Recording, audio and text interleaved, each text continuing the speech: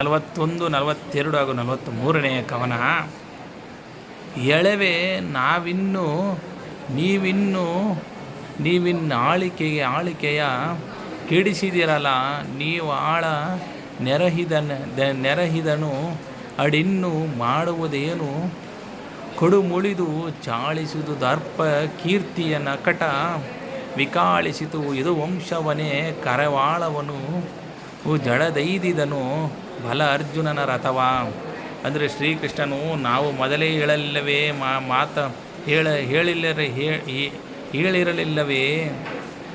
ಮಾತನ್ನು ಕೇಳದೆ ತಂಗಿಯನ್ನು ಕೆಡಿಸಿ ಬಿಟ್ಟಿರಲ್ಲ, ಈಗ ಸಿಟ್ಟಾಗಿ ಸೈನಿಕರನ್ನು ಸೇರಿಸಿ ಮಾಡುವುದಾದರೂ ಏನು, ಅಪಕೀರ್ತಿಯ ಕಳಂಕದಿಂದ ಯದುವಂಶದ ಹೆಸರು ಹಾಳಾಯಿತು ಎನ್ನಲು ಬಲರಾಮನು ಕತ್ತಿಯನ್ನು ಸೆಳೆದು ಅರ್ಜುನನ ರಥವನ್ನು ಹಿಂಬಾಲಿಸಿ ಹೊರಟನು.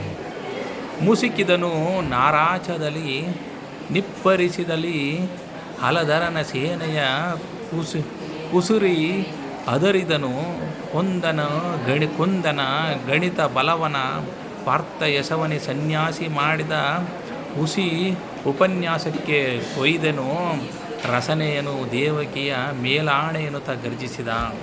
ಅಂದರೆ ಅರ್ಜುನನು ಬಾಣಗಳಿಂದ ಬಲರಾಮನ ಸೈನ್ಯದಲ್ಲಿ ಲೆಕ್ಕವಿಲ್ಲದಷ್ಟು ಸೈನಿಕರನ್ನು ಕೊಚ್ಚಿ ಹಾಕುತ್ತಾನೆ. ಬಲರಾಮನು ಕೋಪದಿಂದ ಸನ್ಯಾಸಿಗೆ ಇಂತಹ ಪರಾಕ್ರಮವೇ, ಇವನು ಮಾಡಿದ ಹುಸಿಯ ಉಪನ್ಯಾಸವನ್ನು ಕೇಳಿ ನಾನು ಕೆಟ್ಟೆ, ಅಂತಹ ಹುಸಿಯನ್ನಾಡಿದ ನಾಲಿಗೆಯನ್ನು ತಾಯಿ ದೇವಕಿಯ ಆಣೆಯಾಗಿ ಕೊಯ್ಯುತ್ತೇನೆ ಎಂದು ಗರ್ಜಿಸಿದನು ಬಲರಾಮನು.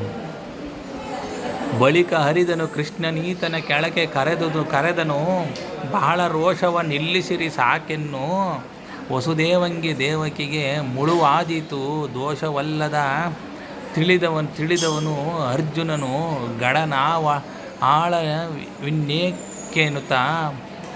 ನಾವಳುಕುವಿನ್ನೇಕೆ ಎನ್ನುತ್ತಾ ಬೋಧಿಸಿದನು ಹಲಾಯುಧನ. ಅಂದರೆ ಕೃಷ್ಣನು ಬಲರಾಮನ ಬಳಿಗೆ ಹೋಗಿ ಪಕ್ಕಕ್ಕೆ ಕರೆದು ಕೋಪದ ಅತಿರೇಕವನ್ನು ಸಾಕು ಮಾಡಿ, ತಂದೆ ತಾಯಿಯರ ಮೇಲೆ ಏಕೆ ಆಣೆ ಮಾಡುತ್ತಿದ್ದೀರಿ, ಇದರಲ್ಲಿ ಇವನ ತಪ್ಪೇನು, ಇವನು ಅರ್ಜುನನೆಂದನು ತಿಳಿದಿದೆ, ನಾವೇಕೆ ಅಳುಕಬೇಕು ಎಂದು ಹೇಳುತ್ತಾನೆ.